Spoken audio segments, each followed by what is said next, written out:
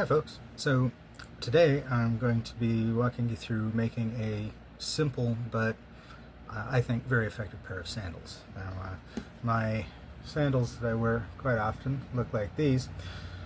This pair is a relatively new pair, but I made a minor mistake and it's been causing me a little bit of frustration, so I think this is a good time to walk you through this and show you how we're going to correct that.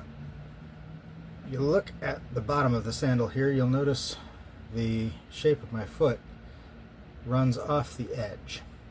Now what I've done here, when I cut this out, I made the heel a little too narrow, and I made the holes here for the ankle straps for the ties a little bit too far forward. So that allows the sandal to wobble a little bit, and my footfall has ended up too far over. So I'm walking on this lace, which means that as I've been using these sandals for jogging, after 3-4 miles of jogging over trails and rough terrain, the sandal strap wears through and it breaks. I have to stop, fix the sandal strap, and keep going. It's getting kind of frustrating. So we're going to be making a fresh pair, and I'll reuse these for other things. Now what I've done ahead of time here is trace out the shape of the new sole onto a very thick piece of leather. This is vegetable tanned oxhide. Traditionally these would have been made out of things like rawhide or half tanned, maybe like buffalo hide or that sort of thing. Very thick, tough leather. But this stuff, the vegetable tan, is a little bit more resilient to getting wet, to wet dry cycles, to moisture. And since I live in the northern Great Lakes here, they're going to get wet a lot. So I like the vegetable tan for these. Now, if I overlay the previous sandal here, like so, you can see how I've adjusted the tracing a little bit to counter this issue. I've widened the outside of the sandal a little bit, and I've moved the marker for the heel straps back a little bit. Now you'll notice I haven't put any toe strap marks on yet, because those have to be measured to my foot on the sandal. So we're going to cut the sole of the sandal out first and then add those after the fact. Now to make a pair of sandals like this, all you need is the materials to make the sandal, the leather for the straps and for the soles, a pair of scissors, a knife, and a pencil. Not necessary, but it's really very helpful. You can, of course, make these with stone tools today because of time and the difficulty of cutting this thick type of leather with stone tools. I'll be using metal tools, so it'll be very easy for you to follow along and make your own at home. When cutting out thick, hard leather like this, I suggest using a very sharp blade and being very careful with it. The best way to do it is make several passes. So just start with the tip of the knife, very carefully and closely follow the tracing. Oftentimes if you're running around curves, it pays to be very slow and very careful. It's also worth it to try and trace your pattern out right next to the edge so that you don't have to cut out the entire shape of the sandal without any outside edge. And after several passes following the same line, you'll eventually get enough of a groove cut that you can get the blade of the knife in there and cut it through. We'll show you that in just a moment. Now, once you get the leather to the point where you can bend it and see a good depth of cut, you can usually get your blade on the other side and slowly and carefully work it through to cut the material like this and follow your line so that we can get a nice, smooth, even cut. And even with the steel blade, this is a slow difficult process. This is very tough material, you know, which is why it makes a good shoe sole. Now, if you get a little extra like that, you can trim that off later or just leave it and let it wear off. That's just fine. The only difference between the steel tool and the stone tool for this particular part of the process is that for the stone tool, you just have to keep working along that edge like we did initially until you get all the way through. The brittle stone blades don't take this type of motion very well. If you get it in there and you get a little sideways bend, it'll just snap your blade. And if you're using steel, you can just slice it like that, and well, be careful that you don't slice something more important, and you're good to go. Alright, now we've got our first sole cut out here.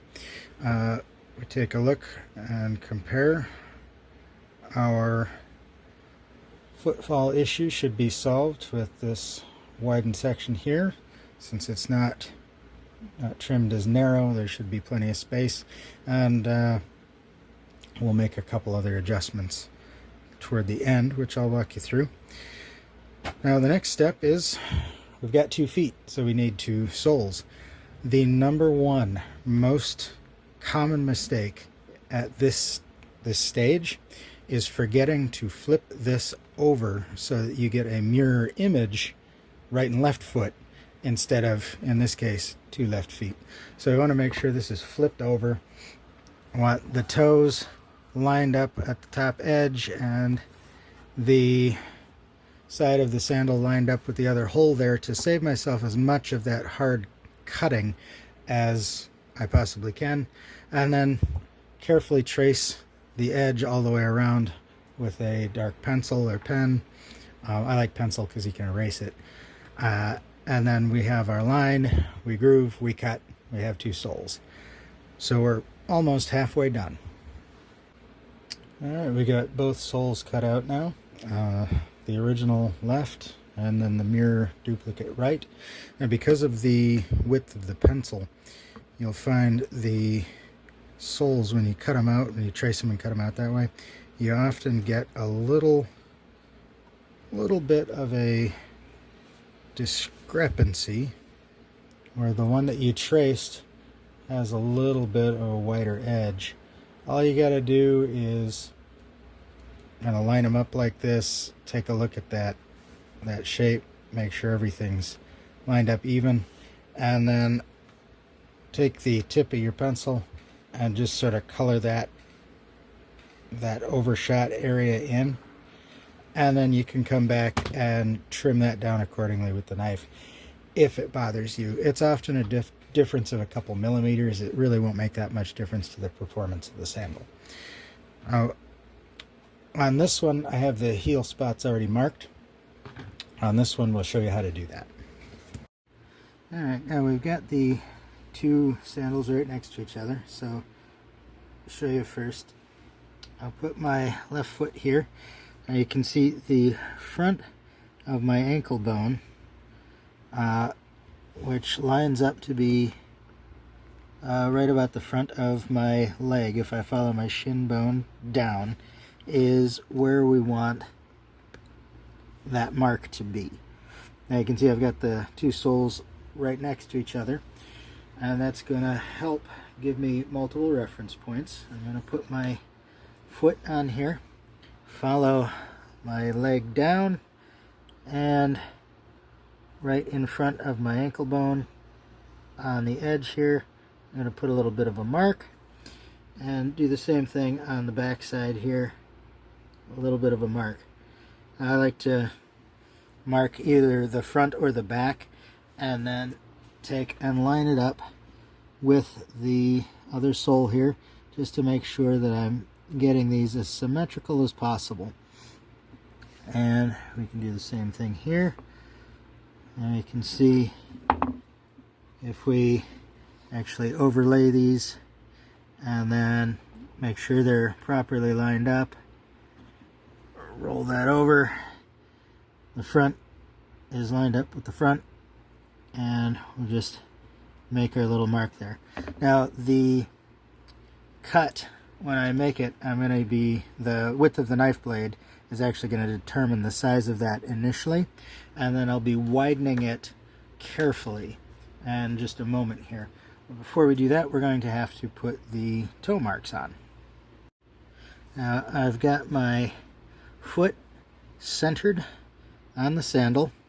I've got from the edge, front edge of the leather to where my big toe touches, I've got the width of my index finger, and the same on the back from the edge of the leather to where my heel touches, I have the width of my index finger, and just a little narrower than an index finger width all around. That's as centered as I'm going to be able to get it without modern tools. That gives me my points of reference. Now I'm going to take my pencil, put it in between my big toe and my second toe, just like you would a flip-flap strap. You want it to go straight down and make a mark. You don't want it pressed real hard against your foot, just kind of touching. And then I'm going to do the same thing in between the third and fourth toes here. Just sort of, there we go, just sort of make a mark in the leather. And that gives us our points for our sandal straps all the way around. Same thing for the second foot here. You can see I've got a finger width, and on the back here, same thing, finger width, and again centered as well as I can. I'm going to take the pencil and mark in between big toe and first toe, and then third and fourth toe right here, so that when I pull my foot away, you can see I've got a mark here and a mark here. Those are my reference points for where my straps are going to go. I will do these one at a time because I'm using a modern blade here. I can kind of force this through. If I was doing it with the flint tools, I'd have to very carefully groove my way through like I did when cutting out the sole. In this case, I can put the tip at the front of my marker and push the tip of the blade through and work it very carefully like this until I have made it all the way through the leather, and I can see the hole through on the bottom, and that's going to allow me again to carefully brace the leather and work my way through like that. And the width of the blade, or the depth of the blade rather, is going to give me the size of my cut there. And this will be a little bit different for the toes, but we'll get there when we get there. I'm going to go through and finish the heel straps on each of these, and then we'll put in the holes for the toe straps. Alright, to make the toe strap holes, there's a couple different tool options you have. You can do just the knife blade, like what I've done so far. If you're working with just a whittling knife or a craft knife, X-Acto knife like this, that's a fine option. Otherwise, you can use an awl, of either a flat awl like this or a round awl to punch those holes. You can expand them with the blade, or you can just expand them out with the awl. I'm just going to continue using the knife blade. Just want to be very careful at this stage that we don't make these holes too big. We don't necessarily want to put the entire length of the knife blade through like 4. We just kind of want to gradually work it until it's going to be just big enough for the straps. Now, there's 2 ways you can do the straps. You can put the holes side by side next to your mark here, or you can put them front to back. Now, I prefer putting them front and back because the way the strap loops around here, when it's side by side, if it's a little off one way or another, it can put pressure, or it can rub on the toe a little bit. I find that's less of a problem for me if it's oriented lengthwise front to back. So I'll be putting a hole right about here, and then just no more than a 1/4 inch up. Really not very wide at all. Maybe a little more than half the width of my pinky nail. These aren't going to be under a lot of stress. You want them to be solidly in there. You don't want them to break every couple steps, anything like that. But they're not going to really take a lot of pressure and a lot of stress. And the leather that you're using for the soles should be pretty strong. So this, like I said, a 1/4 inch max. You don't need a big loop there, and especially for your middle toes here, you don't want a big lump of material there, or it will feel like you're walking on a pebble. So in keeping with our single tool construction here, we'll just wiggle that tip and kind of work the blade through very carefully, flip it over, and we can see it's just gotten through. And we're just gonna do this enough to make sure that the hole is cut all the way through. Now if you do have an awl this stage, this is very helpful because you can actually take the awl and work it through like this to make sure that you've got that hole kind of opened up all the way through. And you can see the tip of it right here.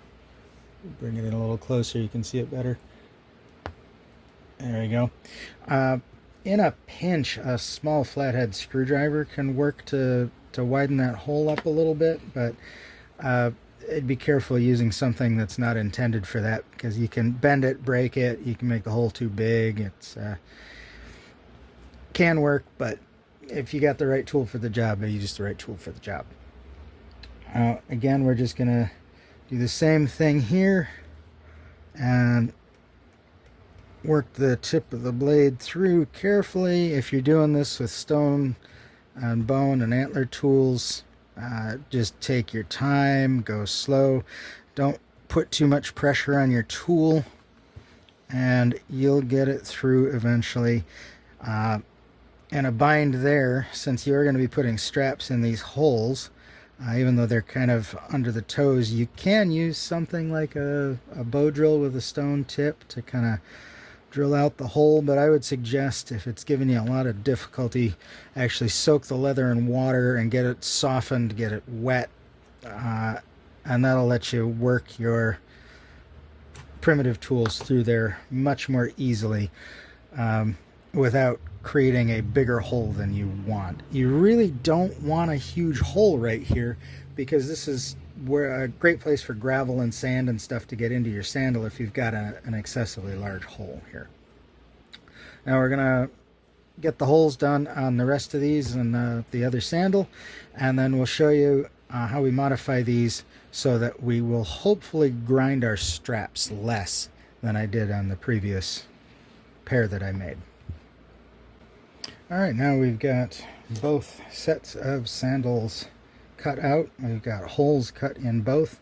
Now this is the grain side, the outside of the skin. I like to use this as the bottom. It can be a little slick when you're on like wet grass or mud or something like that, but it's denser than the inside here, the flesh side. So what we're going to do now is take the tip of the knife and very carefully just carve away a little bit of material in between the holes here and the toes, and in between the edge and the holes on the strap here. What that's going to do, because this leather is a solid 1/4 inch thick, it's got a lot of material here, it's very strong, it's very dense, that's going to give just a little bit of space between the ground and the bottom of these straps that are going to weave through these holes, so that the wear and tear on the straps will be reduced over time. And all you got to do for that is go to the end of the hole and just very carefully work the tip along to the other end and trim off that tab of material. And this is maybe about half as deep as I want to go. We'll just do this one more time for this spot here. just very carefully, because you don't want to cut all the way through this. You don't want to even get halfway through the depth of the leather here. You just need a few millimeters, maybe an eighth of an inch of an indent here, of depth here, and that'll be plenty to help preserve the strap. Now, you can do other things with this, like you can get this wet and stamp that down so you're not cutting the material out. This is just the simplest, easiest way I've found to do this. Also, once these are finished, we'll do a little shaping before we use them heavily to help mitigate wear on the straps. So just gonna go through and trim out the rest of these the same way, just very carefully working the tip of the blade down and trimming off that little bit of material like so, and we're good to go. Now for the toes here, it's the same process, but we're going to be very careful because we don't want to cut a big gash along the bottom of the sandal. We're going to take and just very carefully work the tip like that from that side, and then from the other side, same thing in sort of a V-shaped cut, just to get a little bit of space out, a little bit of material out.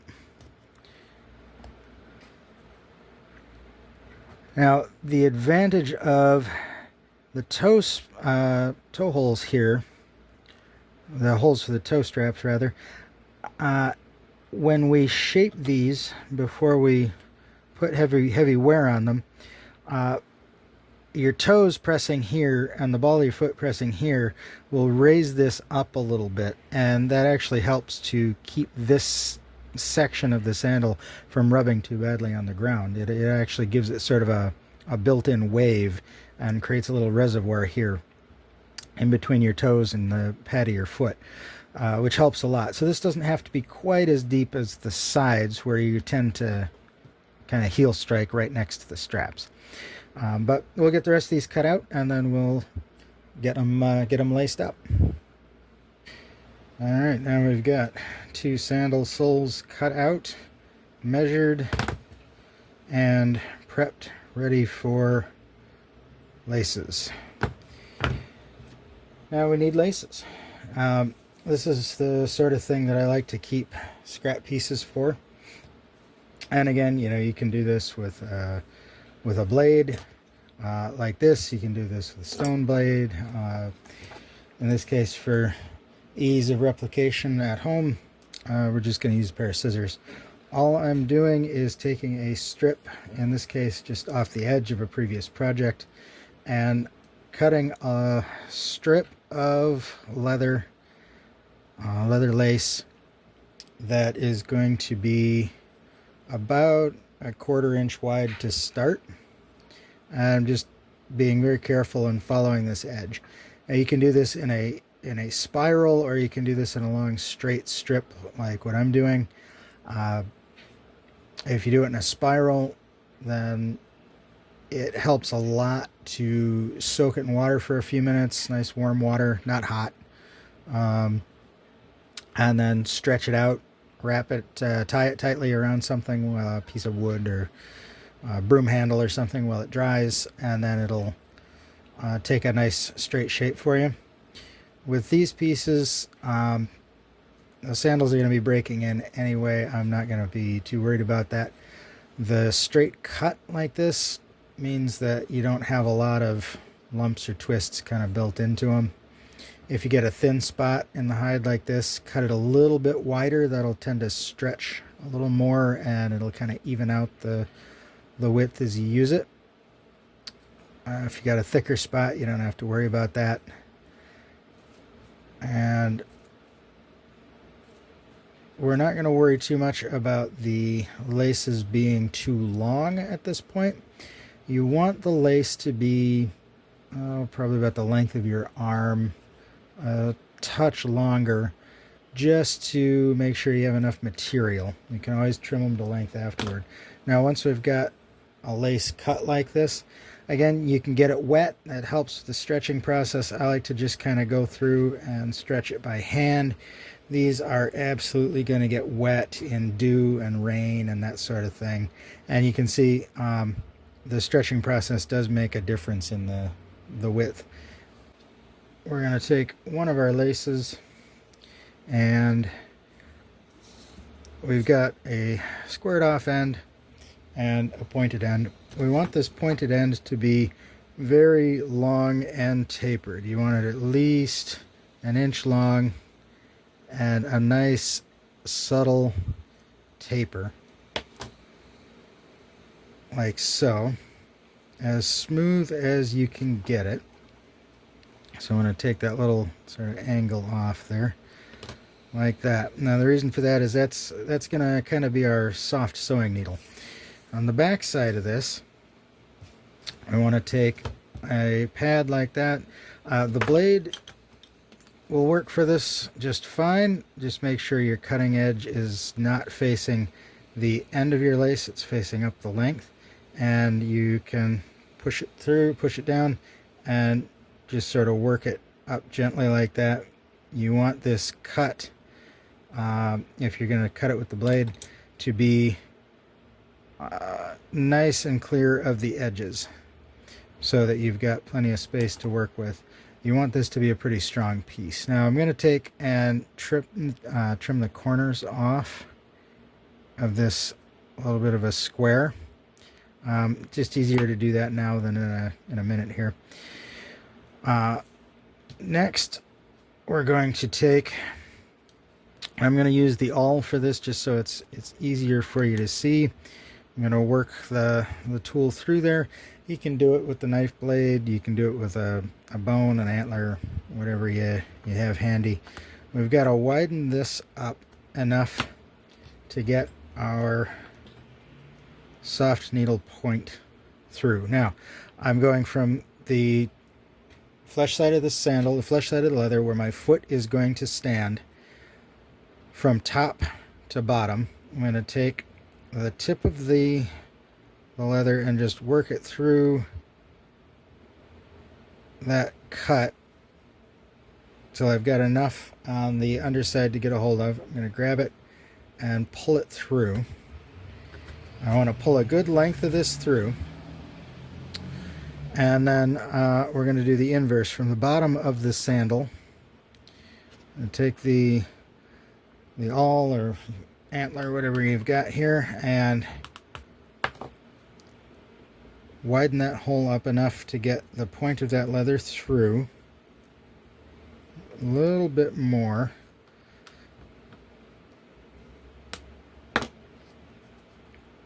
Like so. And then I can pull this through. Now, I want to be careful that I'm keeping this from getting twisted, because if it gets twisted up, it'll be more difficult to pull through. And I don't want to pull this all the way through just yet. I want the loop on the bottom available so I can pull that first length through a good distance. And you can see it's tough to pull through. You want that. You want it nice and tight. Now right here, I've got about an inch of this left. Don't pull that all the way through until you have your pointed end through the hole that you cut to make sort of a little slip knot, a little splice. Because if you pull that first threading all the way through, then you just have to start over. Now, one of those little details that's very important, you'll notice I went through the side that's pointing to the heel, right? The heel side hole first. That means that this tab is pointing forward, pointing the same direction as my toes. That's going to be a lot more comfortable. If I do this backwards, this little tab here will end up pressing against the ball of my foot while I'm walking on it, and it feels like you've got something in your sandal, but you just can't get rid of it. I want to pull that in tight, and on the underside here I want to hold that while I pull this through, both because it'll give me some extra grip, some extra leverage, which I'm going to need, and to keep the lace from pulling back out from the way I just put it in there. Now once I've got down to just a little bit of a loop, I'm going to hold that tab down as I pull this. I'm going to pull that good and tight, like so. Now that has all gone properly, like we have here. The splice, the little end wraps very tightly, nice and flush here, and it's very, very close to flush on the bottom. This is, there you go, you can just see how flat and smooth that is. This is what we're looking for. Now this is the toe strap, the big toe strap on the first sandal. I'm going to go back through and lace each of these up in the same fashion for both toes and both sandals, and then we'll lace up the ankles. On the last lace here, there's a bit of a thick spot in the piece of leather that I cut the strip out of, and it's stuck. So that'll happen sometimes. It's an organic material. It's prone to variation. All you got to do, take a piece of scrap wood or something equivalent like this, wrap it around a couple times, and give yourself a little extra grip. Helps to brace against the edge of a table, and just pull it through. And that extra leverage is all you're going to need to pull that lace through. Alright, now we've got our toe straps in place, so we want to make sure they're flat. When we pull them back, we don't have a bunch of twists. They're going to fit toes like so. I want to make sure my foot is centered so that my heel strap holds back here. Now, there's a couple of ways we can do this. We can add a twist like this pair so that the laces are kind of tied together, and it keeps it a little tighter on the toes up front. I do like to do that sometimes. On this particular pair, we're just going to cross them over in a simple X, like so. Now we're going to do that on this pair for a couple of reasons. First and foremost, I'm going to be running in these, so this will give my toes a little bit more freedom of movement as I'm running by allowing these straps to move more freely. And second, because I haven't formed or water stretched these straps, they're going to tend to loosen up a bit, which I'll be able to adjust at the ankles. Now, once I've got these crossed over, I'm going to take my awl here, just since it's handy, and I'm going to widen up the ankle hole just a little bit. I want to go from the inside out like this, so we're going to take that strap through the top instead of wrapping it over the outside of the sandal and coming in the opposite way. We want it to go in this way. What that's going to do is, once these are tight, that's going to help keep my foot away from the edge. We're going to do the same thing on the outside here. Just widen that up a little bit and lace it through same way as before, maybe.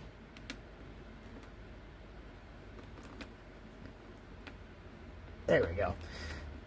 Easier to lace up when you're not standing on it. There we go. Now we're going to pull that good and tight. Get it all the way through. We want to make sure those twists are flattened out at this stage. So as we feed this through, let's try and get all the twists out as best as we can. There we go. If you get twists here, it can be uncomfortable, kind of rub on the foot a little bit.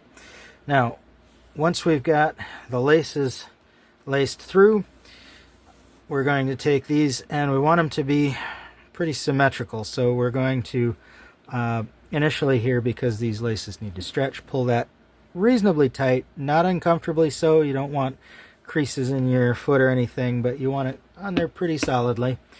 And you're gonna go from back to front, wrap the slack of the lace under the toe strap like so, and back to front again, and back to front again.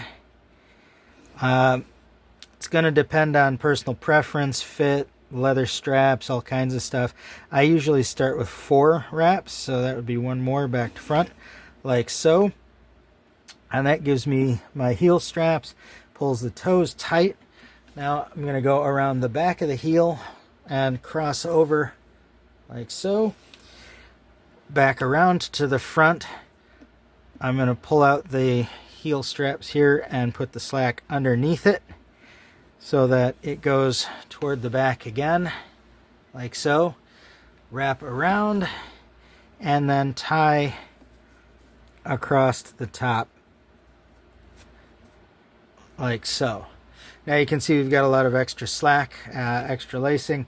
That's good. We want that extra. We're going to trim that off. That just means we have plenty of material to work with here. It's much, much easier to trim off extra than it is to splice on extensions. Same thing as the other foot. There we go. We're going to take the big toe over the little toes. Doesn't really matter as far as I'm aware anyway. It's just kind of my preference for fit. And take the awl, widen that hole, widen that a little bit more. There we go. And feed the lace through.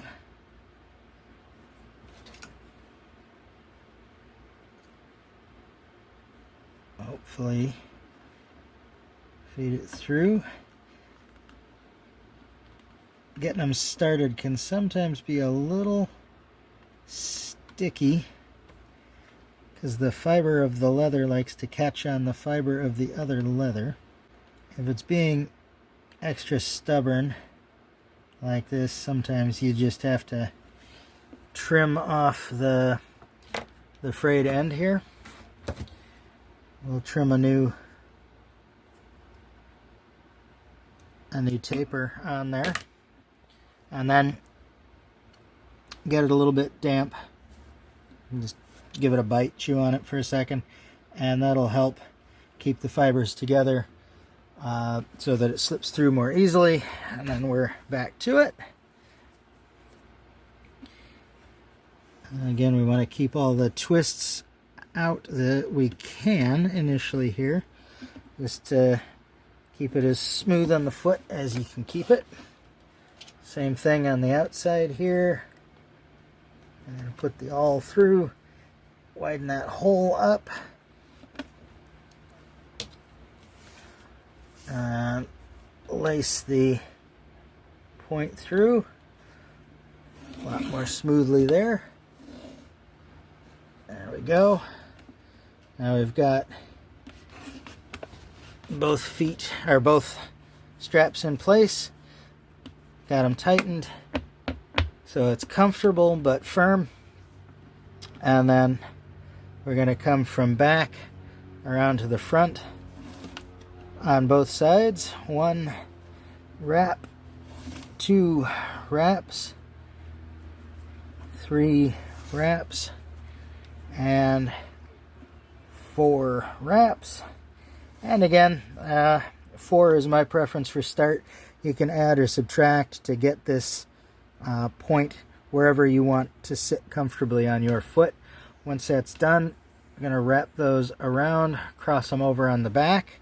They come up in front here from the outside in, wrap under the heel strap and pull it tight. Not super tight. It's gonna, you don't want to cut off circulation to anything, but tight enough that it's stable. And then you're going to tie it across the heel, or across the top of the foot, in front of the heel rather. Heel, ankle. In front of the ankle. Like so. I like to have a little bit of give. I don't like a whole lot of pressure on the top of the ankle. And again, we've got the slack. We're just going to trim off some of that. The laces are also going to stretch a little bit with wear and with the little bit of pre-shaping we're going to do quick before we take them out and give them a test run. Now, a helpful little detail I'd like to point out: when I trim these laces back, I trim the slack on the lace a little bit long, but more importantly, I trim it with a point. I don't just cut it square off. The reason for that is if I break a strap while I'm out and running and I have this point here, it makes it much easier to lace things back through the hole without having to sit there and retrim the lace. I can just tie it back together wherever it broke in this area, or hopefully not out of the toes, and then I can just lace it back through. It just makes field repairs, expedient field repairs, much simpler if you trim it to a point instead of a square. These are ready to use as is, but they're going to be a little more durable if we take a couple moments and do one additional step. Because the sole is so flat, the straps are going to want to rub on the ground. So if we take and get our leather damp and reshape it, we'll go ahead and just take this one off so I can show you this a little easier. Get our heel section damp, wet, and we just reshape it a little bit to help pull those side straps up off the ground while we're walking or running. It's going to make that strap there a lot less prone to wear out and a lot more durable. Now eventually, as we wear these, this whole back section will cup upward, and the same kind of thing will happen with the toe section here. The best thing to do is actually take these out for a walk in wet conditions like a creek or a dewy, hazy morning where the whole sandal gets wet and it form fits to your foot as you're walking on it. But we're going to kind of do that artificially here to demonstrate it for all of you who are watching this video. And we'll just do the expedient way here. Just stick the whole foot in there, let it soak up for a second, and then same thing. We're just gonna help shape that upward and keep those straps off the ground as much as we can while we're using them. Now the nice thing, as these straps stretch out the way we've got this laced, all we have to do is unwrap these, pull it tight, and wrap them up again.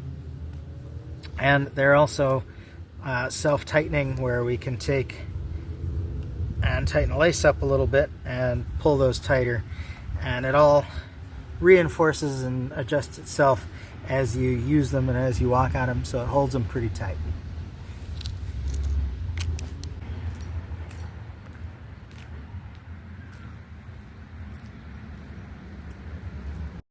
All right, we're about 2.5 miles in, so halfway through the jog, doing mixed terrain. Got some gravel, some grass, even some pavement. They're working really well. Hopefully by this point you have enough of an idea how to make your own that you'll join me on the trail and we'll really make some distance, primal style. Thanks for watching.